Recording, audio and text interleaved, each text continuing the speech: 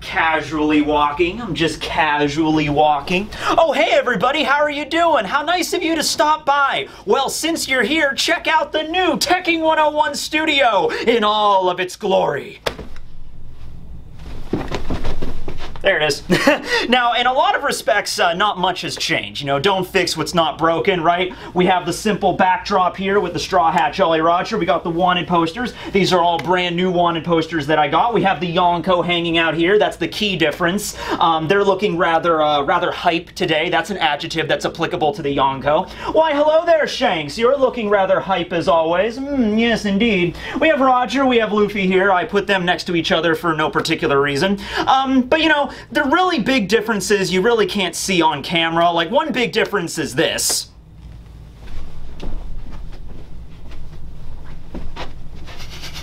I can walk one side of the camera, around it, and then back the other side of the camera. That might not be a big deal to you, but it's a big deal to me. I actually have space now. Oh, man. It's a big, brand new world with a brand new attitude, let me tell you. But you still have to catch them all. Does that make any sense? No, it really doesn't. But I have a hat right here. An Ash Ketchum hat. Because I have shelves. Actual shelves. I could put so many things on these shelves. And then when I'm doing the reviews, I can just reach over and grab them. Like this chainsaw. Gonna catch them all now, right, Pikachu? Okay. So, there's other differences I'm sure we'll figure out as we go along, but for right now, let's just get right into it, of course.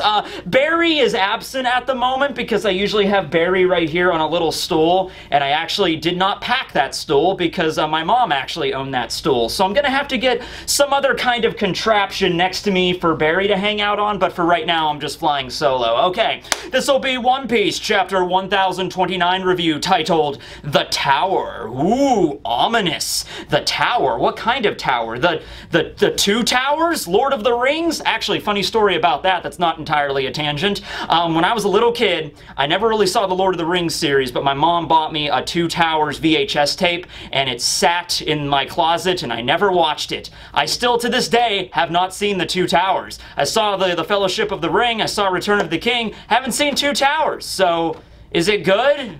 Should I check it out? I don't know. Anyway, the cover page is Jewelry Bonnie, so it's nice to see her again. It's been a while since we've seen Bonnie, and she's eating a bunch of noodles with some otters, and so the otters are all teaming up trying to defeat Bonnie in a eating competition, which I don't really think they have a prayer, but, you know, they're trying, they're otters, they're adorable, okay. So chapter continues on right where we left off last time. It was a 2-week break, and there was a lot of stuff that happened in the meantime. I mean, look at me. So, basically, here's what happened. Sanji was starting to have an existential crisis because he thought he was becoming much like his brothers, not just in the figurative sense, but also in the very literal sense, because his body was beginning to change and mold to the Germa exoskeleton, you know, the same kind of thing that Ichiji, Niji, Yonji, and Reiju all have, like their skin is just like a sheet metal or whatever, okay? And so Queen, last chapter at the very end, took out his Dao sword and went to go slice Sanji right in the head, and it did hit him, and he didn't use haki or anything, but the sword shattered apart when it hit him, and his cheek was just kind of like scrunched up like this, and then that's where the chapter ended. All right, so we pick up right where we left off there. Everybody surrounding Queen and Sanji, all the members of the Beast Pirates, are very shocked by this. They're like, that's insane! Master Queen took his sword, and like he was in his hybrid form too. He was in his brachio cyborg human hybrid, swinging at full strength with 2 hands to slice Sanji's head off, and the sword was the thing that got shattered. And remember, I mentioned this before, but they're in Wano right now, and Queen's been there for over 20 years. He's been working for Kaido. So I guarantee you that Dao sword that he was using, I mean, that was forged by the swordsmiths of Wano. I mean, he's one of the all-stars of Kaido's crew. You know that sword is the best of the best. It might have been a Meito for all we know. I mean, it wouldn't surprise me if it was, right? And Sanji's cheek just shattered it into a million pieces. So all of the crew members of the Beast Pirates are like, did he use armament haki? What happened, right? That wasn't armament haki. How did that even happen? And so Queen is just like, he's kind of surprised, but he's not really upset by his sword getting destroyed. He's just kind of like, oh, I know what that was. Yeah, that wasn't armament haki, you know. And so while he's giving this explanation, he's talking about Judge. Sanji's just kind of like, you know, he's like cracking his jaw and his face back into place. And Queen is talking about how, he's like, oh, I remember Judge speaking about this back when I used to work with him, right? Judge talked about how he was going to create these artificial humans that had, you know, extremely durable exoskeletons and crazy powerful strength and super regeneration and most importantly a heart of ice. And so this is all apparently stuff that Judge used to say back when Queen and Judge, I guess, were working for Vegapunk for Mads, you know, way back, you know, like decades ago or whatever. Which just really just helps to lend how much of an asshole Judge was. I mean, really. I mean, Judge was a scientist literally going around like, yes, one day, I'm imagining Judge was swirling a test tube because that's what scientists do, absolutely. He's swirling a test tube and like every day he's at work and just being like, one day I will invent the serum to turn human beings into, you know, uncaring, icy-souled, you know, super soldiers. That's my ultimate goal in this world. So that's what he wanted to do. I mean, he's pretty much a mad scientist from when he was a little kid, so that's Judge, right? And so Sanji, after he fixes his mouth, Queen begins to, you know, fire up his laser, about to fire the black coffee beam at Sanji again. However, Sanji, he's like kind of not in the mood for fighting right now. Like, we have to defeat Queen and everybody, but Sanji's just like, I can't handle this right now. I think I'm gonna have like an anxiety attack or something, and he just leaves. So Sanji just leaves. He just bails. Man, this arc is not the greatest for Sanji fans. You know, it's just like, oh, he was gonna fight against Black Maria, and then that whole thing happened, and that kind of had people split on his character there, and then now here we are again. It's just like, I know I'm supposed to fight you. You're one of the all-stars. You know, you're like the third strongest, and I'm Sanji. I'm supposed to fight you, but I gotta go. Bye. And so Sanji just books. He just leaves. And so some of the Beast Pirates take shots at him like attacks of opportunity because he's literally running in the opposite direction, and some of the bullets actually do hit Sanji right in the head, but, you know, his skin is essentially iron or steel. It's a lot harder than steel or iron. The bullets just boom, plink right off of him, and he just looks at him just like, that hurt, you idiot, and he just kind of gives the Beast Pirates the death glare. But he keeps running because Sanji is afraid that if he keeps fighting Queen and his abilities start to awaken more and more, and he becomes more like his brothers, then he will also lose his humanity. And I wasn't kidding when he was having an existential crisis. That's exactly what's going on right now, right?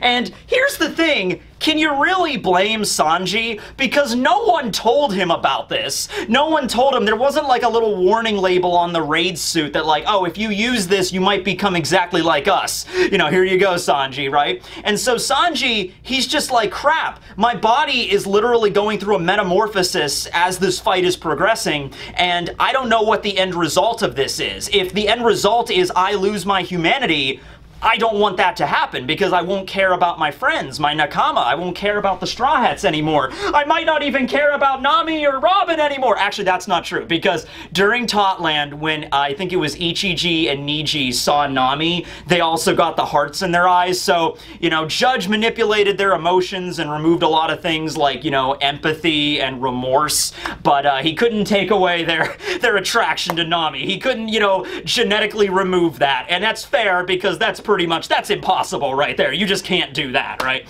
So, yeah, that would, I guess, still stay the same, but he would lack his empathy. He would become like his brothers. And so he's like, I need to leave for a while, and I need to figure out what's going on with my body before I continue this fight, okay? Now, you know, obviously Sanji's not going to lose his emotions. That'd be a very weird kind of plot turn this late in the manga, where it's like, oh yeah, after Wano, Sanji becomes this, like, not emotionless. He would still have emotion, but, like, he would just become this uncaring, you know, icy person. You know, that would be a little weird for, you know, Oda to make that character shift all of a sudden, just like that. So, it's not going to happen, but I can completely understand why Sanji would be freaked out that that's happening, okay? Because all these changes to his body are happening all at once, and he was given no preparation for this whatsoever, okay? So he begins to run away. Queen starts chasing after him, blasting off the laser beams, like, yo, show me the raid suit! Boom, boom! And Sanji's like, not right now! You know, and so they're running away there.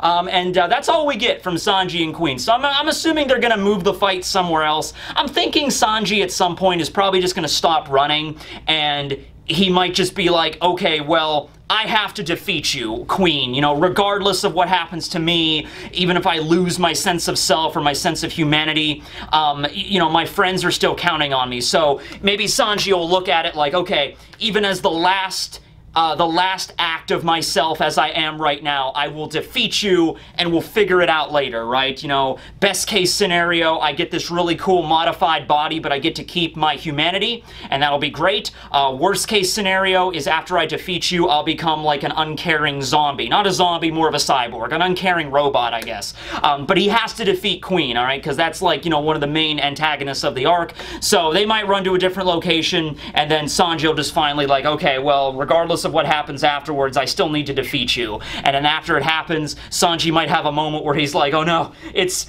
happening, the final change! Ah! I'm good. Wait. Oh, still made of metal. That's awesome. Okay, I'm still me. And then he'll just be like, all right, I guess we're good then. And then he'll just continue on through Onigashima, I suppose. But anyway, now we cut back over to Big Mom fighting against Eustace Kid and Trafalgar Law. Kid, as you know from last time, was being afflicted by Hawkins' devil fruit, the Wara Wara no Mi, the straw fruit. He had the straw man. And so any kind of attack that Hawkins is dealt, you know, onto him, Kid feels it instead. So Killer is fighting Hawkins right now. But as we later see, Hawkins actually has taken more of like a proactive approach to this, to just taking a pillar, like a stone pillar, and just bashing his head into it over and over again, because all that damage and that pain just gets immediately transferred to Kid. So Kid is on the ground there gripping his head. He's just like, oh god, I got a searing migraine. Oh, these stress headaches suck. And Law's next to him and he's just like, well, take an Advil then. What do you want, a doctor? Well, I am a doctor, but right now this isn't great, right? Actually, hold on. Haha. Got a Law hat on standby, right? He's just like, what do you need, a doctor? Oh, wait, yeah, but I can't really, you know, Law can't really help him right now because while Kid's on the ground, you know, clutching in pain and agony, you know, Big Mom is still attacking them. You know, she's not just gonna give up. She's just like, oh, are you having a little headache there, Kid?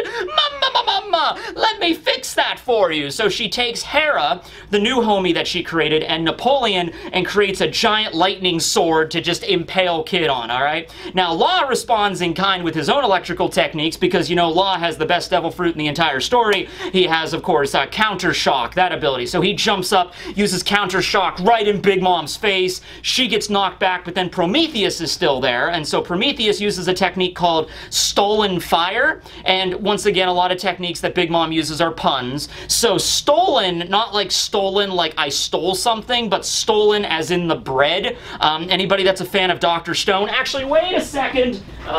Yeah, this one right here. See? Check it out right there. Stolen bread. Okay, cool. I just throw my manga on the floor. I have space now. But anyway, yeah, stolen it's a type of bread, okay? So that makes sense there. And so, you know, Law gets attacked by that. He gets knocked away. The counter shock doesn't really seem to do much damage to Big Mom. So really, it's just Law has been facing off against Big Mom directly for the last few chapters, okay? Because Kid, any damage that he might try to launch against Big Mom is immediately hampered because of the pain he's feeling from Hawkins and everything, okay? And so, oh, and then Big Mom uses a technique. This is great. This is probably one of my favorite pun names, okay, because it works so well, all right? So she takes Napoleon and just rears back for like an overhanded double-handed swing, and she just like, Mama Raid! Bam! Mama Raid, as in marmalade. That's funny. That's a good one, Oda. That's a pretty good one right there, okay? So they managed to survive the attack, although they're both kind of knocked down from that move. You know, Law's on the ground, Kid is still on the ground, like clutching his head, and Big Mom is just lording over them, like, Mama. Kid gets back up, and he starts to honestly doubt himself, okay? Kid has always been a very hot-headed kind of character, but remember, he's out there in the world pretty much doing the same thing Luffy's doing, right? Kid wants to find the One Piece. Kid wants to become king of the pirates. He's just a little bit more, you know, murdery and burning towns down about it, okay?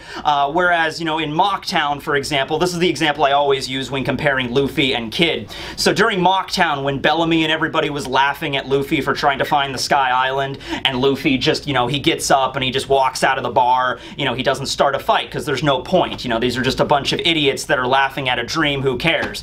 Because of what he saw Shanks. Now, Kid, on the other hand, would have burned the entirety popularity of Mocktown down after that incident, okay? That's the difference between them. But Kid, you know, he set out to sea to find the One Piece, to become king of the pirates, to defeat a Yonko in this particular instance. So he's just like, you know, I can't believe, you know, he's really feeling bad about himself because he's just like, I can't believe I made it this far. I pushed myself. I got through all these challenges. We're finally here, fighting a Yonko, one-on-one. We actually have a chance to win this.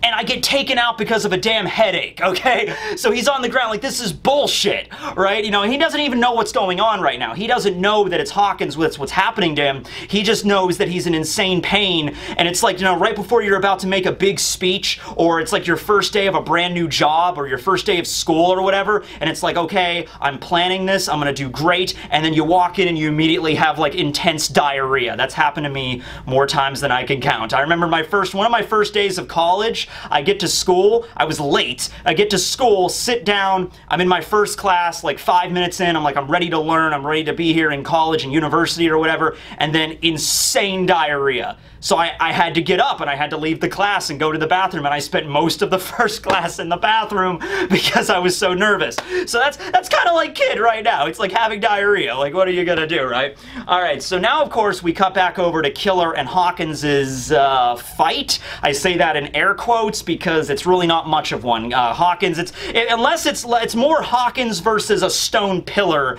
than Killer versus Hawkins, if nothing else. So in the scene in the third floor right now, we have Killer, who's on the ground covered in blood, and he's not getting up. He's not trying to fight Hawkins. All of the other members of the Kid Pirates have sort of gathered together to try to help Killer, but Killer is like, hey, stay away, don't fight him, okay? Because any damage that Hawkins receives goes immediately to their captain. Now, he doesn't have time to explain this to all of the members of the Kid crew, so they're just like, well, we'll help you, you know, Vice Captain Kid, and he's like, no, get away. He's like, but you're not doing anything, and he's just bashing his head against a pillar. Shouldn't we defeat him? Isn't he the enemy? He's like, yeah, he is, but we can't fight him right now. And also, remember, this is the third floor, so the fire that Lord Orochi started, you know, I am Lord Orochi! You know? By the way, I keep forgetting to mention that, but yeah, the fire that Lord Orochi started, plus the massive amounts of gunpowder that are on Onigashima, that's not going to be a good combination. But anyway, the fire is beginning to approach the battlefield where they're hanging out right now. It's basically like a ring of fire they're surrounded by. So the Kid Pirates are like, okay, but Captain Kid, or not Captain Kid, Vice Captain Killer, we gotta get out of here, okay? So anyway, Killer's on the ground, and he's just like pleading with Hawkins. He's like, please stop bashing your head against that pillar. Please, you know, just, you know, if you want to finish somebody off, just finish me off, right? And Hawkins is just kind of looking at him, and he's just like, oh, well, if you want to kill me, it's really easy to do that. All you got to do is slice me up. I mean, you gotta kill your captain first, Captain Kid, but after that, you could slice me up to your heart's content. And Killer's just like, please stop. Like, I'll literally do anything you want. If you want to kill me, that's fine. It's kind of ironic, killing me, and my name's Killer, but whatever. Just please get Kid out of this. And he begins to plead with Hawkins. By the way, do you find it ironic that the character named Killer is also, you know, he cares about people a lot more than Kid does anyway, right? Like, he just seems a lot more rational, a lot more tactical in fighting. You think a character named Killer would be like Kenpachi Zaraki or somebody, right?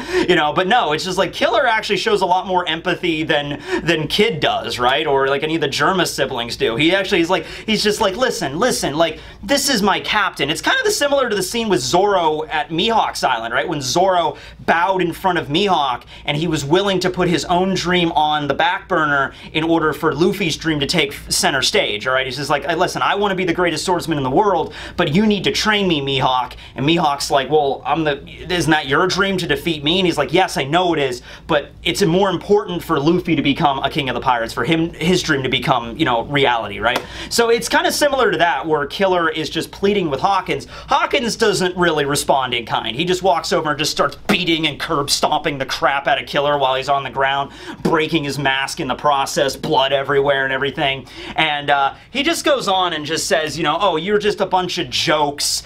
Don't you understand how powerful the Yonko are? Not Blackbeard and Big Mom, but Big Mom and Kaido. You know, he talks about how, like, there's a reason they have ruled the ocean for as long as they have. It's because they're strong. Not just that they're strong, but they are literally the strongest, okay? And that's the reason I follow them. Now, the thing that Killer kind of brings up is Killer's kind of like, oh, I can see through your whining that you have a lot of regret here, all right? So what I think is happening is I think Hawkins is saying like how ridiculously strong Big Mom and Kaido are as sort of like a justification for his own weakness. Because remember what happened. You know, it was Apu, Hawkins, and Kid and Killer that were going to enter into that alliance, and then that's when Kaido came crashing down from Sky Island. Now, as we later learned, Apu was like a double agent there already working for Kaido, all right? That's the reason Kaido was there at that time, all right? So Apu was already a traitor. But, you know, when it came to Hawkins, he had a decision to make. Kid and Killer tried to fight back, and they got defeated and thrown in the jail cell by Kaido, but Hawkins had a choice. And his choice at that moment was to bow and bend the knee to Kaido, and he joined him willingly, all right? And Killer suspects that Hawkins is regretting that decision. So ever since that day, when Kaido crashed down out of the sky, Hawkins probably told himself, like, well, you know, I want to find the One Piece, I want to be king of the pirates and be my own captain and everything, but, well, I guess I already joined Kaido's crew, there's nothing I can do about it, I can't go back on that. I mean, they are the strongest pirates in the world, right? So there's probably not even any point for me fighting back. Like, even if I tried to fight them, I would lose, you know? Yeah, I guess this is, like he's not really happy with the decision he made. He wish he could go back and change it, but he sort of is trying to convince himself that it was the right decision, okay? But he has a lot of second thoughts about it, and that's why he's voicing all these things to Killer, and Killer's just like, you know, you're whining. You're whining because you made a decision, and you're regretting the decision, but you don't have the balls to stand up and I guess go against Kaido, so this is where you are. And Killer just kind of gets up and he's just like, all right, look, I'll tell you something, all right? I'm going to ask you 2 questions. Question number 1, what happens if that damage that you deal on, you know, I deal on you that goes to Kid, what if that damage doesn't have a catalyst? Or what if that damage doesn't have anywhere to go? And Hawkins, you know, he rears up his straw sword and everything, he's ready to fight Killer just to finish him off, and he's like, what are you talking about? You should know how my powers work at this point. I turn Kid into a voodoo doll, he's inside of me, and as long as that doll is inside of me, any damage goes to him. It's basic Devil Fruit Magic 101, Killer, I mean, come on. And so at that point, that's when Killer gets up and he's like, all right, takes out his Punisher blades, and he does this really cool flip maneuver in the air, and he slices Hawkins' left arm off. Just sliced it off, blood starts spurting out, Hawkins is grabbing it, and he's like, what? How? This damage was supposed to go to Kid, how did you even do that? And Killer just looks at him and he's just like, Also, keep in mind, Killer is a pleasure. He did eat the smile that was a failure. So this entire time, all that stuff I talked about earlier when he's going on that speech and stuff, he's laughing maniacally while he's doing it. So, you know, the moment when he's pleading with Hawkins to let Kid go, he's just like, fa fa fa fa fa fa, Hawkins, please, please, my captain is innocent and all this, fa fa fa fa fa, let him be king of the pirates, take my life instead, fa fa fa fa fa. He's doing that the entire time because he can't help himself, okay? You know, his crewmates are all standing around him like, Vice Captain Killer, what do we do? Fa fa fa fa, just stay back, man, I care about all of you, fa fa fa fa fa. Oh my god, this is the worst day of my life, fa fa fa fa fa fa. After slicing off his arm, and he's just like, well, Kid doesn't have a left arm, so where's the damage gonna go? And we actually do see a scene where Kid's metallic arm, the metal arm, does fall off. But it doesn't do any biological damage to him because it's just a prosthetic. So that damage still has to go somewhere. It doesn't just afflict the object, it afflicts the actual body, okay? Like, there has to be flesh and muscle and bone that is severed, okay? Because Killer sliced off Hawkins' arm, so an arm has to get cut off somewhere, and it has to be a real flesh and blood arm. And so Hawkins' arm gets cut off instead, all right? And so he's just like, oh crap, that's not good. He's like bleeding out, like his artery. I mean, I'm sure there's arteries in the arm that when severed are probably going to bleed out quite profusely, so that's not a good thing, right? And so he's like, all right, well, if that didn't work, then I can't, you know, use Kid as leverage against you anymore. I guess I'll break out my cards, okay? So he pulls out his tarot cards, and here's the thing, little spoiler at the end of the chapter, Hawkins is defeated. Hawkins is sliced down by Killer at the end of this chapter. I'm really hoping this is not the last we see of Hawkins, okay? Because Hawkins has some really cool abilities with the tarot cards, like just beyond his regular Devil Fruit abilities and stuff. So, I mean, they're connected to his devil fruit abilities. I just want to see more of them, okay? So anyway, Hawkins takes out his tarot, and he takes out the death card, right? He pulls out the death card, and then his straw man shows up. The really spooky straw man scarecrow thing, the same thing they used against Zoro and Luffy at the beginning of this arc. That thing comes out, and he's just like, whoa, and he's like, okay, the straw man will attack you now, Killer. And I have to think it's, by the way, we get like 3 double-page spreads one after another, so Oda is on fire for this one. He's just like, this is Killer's chapter. This is obviously Killer's focused chapter, but he's like, how am I going to focus on Killer? 3 double-page spreads just to show that I'm serious, okay? Now, this is hilarious, because I just want to picture, in this moment, Hawkins summons the giant straw man, this really imposing demon thing. I mean, it's pretty big. It's a pretty large kind of entity that he creates, okay? And remember, it's part of his straw sword. He holds out his straw sword and it kind of creates the straw man, okay? I imagine Killer's there, staring at this thing, and he's like, fa fa fa fa! Look at that! A giant demon made of straw. I wonder if I have anything that I could use that could possibly defeat such a being. I don't know if I can do that. It's an entire demon made out of straw, and all I have are 2 razor-sharp thresher blades attached to me with a motorized gauntlet. Fa fa fa fa fa! I don't know what I would be able to do here. Cuts the damn thing's head off. It's not even that hard. And it's like, the straw man will destroy. Bringing straw to a freaking scythe blade fight. I don't know what to tell you, right? Like, it's literally like wheat and farm machinery. Which one do you think's gonna win, right? So he just slices the damn head off of the straw man. It falls down. Other really cool double page spread. Also slices up. The straw man had a scythe as well, but that also gets cut up. And so Hawkins is a little bit, you know, surprised by that. He really shouldn't be, but he's a little surprised by that. And he's like, well, it does not matter because the straw man cannot die. He will always revive depending on the cards I draw. And so the last scene of the chapter, last epic double page spread, we have a scene where Hawkins draws his last card and he holds it up. He's really confident. He's really confident in thinking like, this is the card that'll turn it all around or whatever. And he flips the card and it's the Tower. And so he's like, the Tower! Oh shit. And so as soon as he sees that, he knows he loses. And boom, at that one moment there, Killer slices Hawkins down in another really cool aerial. He like does a back somersault through the air, slices Hawkins right down the center. It looks like he's gonna get cut straight in half. Like, you know, if this was like a seinen manga, the way that this would go is Killer would just Hawkins stands there for like 2 seconds like, is that all you got? And then just gets split in half, you know? But of course that doesn't happen. He actually uses a sonic blade, you know, a similar kind of technique that he used against Kaido. So Hawkins gets sliced right down the center, blood everywhere. He falls to the ground, and his cards, his tarot deck scatters all over the battlefield. And all of the kid pirates cheer, like, that's our Killer, let's do it! And then he hits the ground, and then the narrator comes on and explains to us what the meaning of the Tower card is. Because of course all the tarot cards have meanings, whether they're, you know, right side up or in reverse position. And the narrator states that the Tower card represents the collapse of the current, the collapse of the status quo of the way things are right now. And it also has a hidden meaning, and the hidden meaning is it opens up a new way, a new path, you know, for something to happen. And so the last scene there is we have Killer, you know, slicing down Hawkins, and then we see a scene with Kid getting back up finally, and Kid is still covered in blood and everything, and he's injured, but he just kind of sticks his tongue out, and he's just like, I feel so much better now, so much lighter. Yeah, alright, it's like a burden has been lifted off my shoulders, like a curse has been lifted, so to speak. And he's like, alright, let's do this, alright? And then Killer, they're not in the same room, but they're kind of like aware of each other. And so Killer, after slicing down Hawkins, he's like, you know, wherever you're at right now, partner, you know, give them hell. And then that's the end of the chapter, okay?